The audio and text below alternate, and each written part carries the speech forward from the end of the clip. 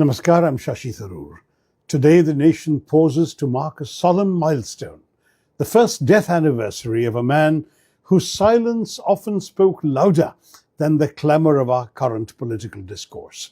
Our former Prime Minister, the erudite and deeply decent Dr. Manmohan Singh. It has been a year since we lost him, yet the void he left in the intellectual and moral landscape of Indian public life remains palpable. Dr. Singh was in many ways, in the famous phrase, an accidental politician, but he was a very conscious patriot. History will remember him, not merely as a technocrat who unshackled the Indian elephant in 1991, dismantling the license permit quota Raj, and ushering in an era of prosperity that allowed millions to rise from poverty, though that alone would be enough for one lifetime.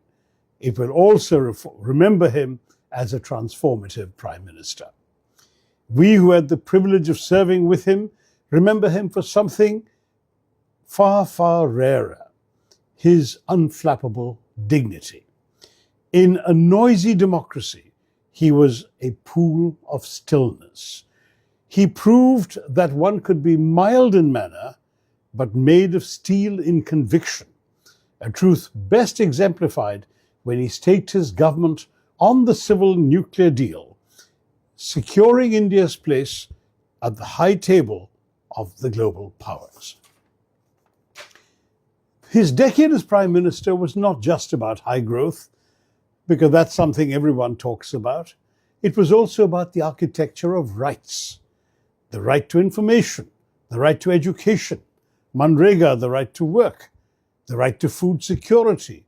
These were not just policies, they were the manifestations of a compassionate state, driven by a man who never forgot his own humble beginnings in Gah, in today's Pakistan.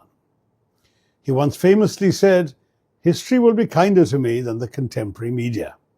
Sitting here 1 year after his passing,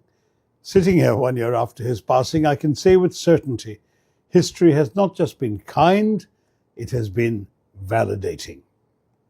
Dr. Singh taught us that leadership is not about the volume of one's voice, the decibel level, but the veracity of one's vision. That substance we will always be grateful for. This is why, when I published my book, Our Living Constitution, a few months after his passing, I made it a point to dedicate the book in tribute to Dr. Manmohan Singh and his memory. Today we pay tribute not just to a former Prime Minister we lost this day a year ago, but to a gentleman statesman who served India with his head held high and his hands clean.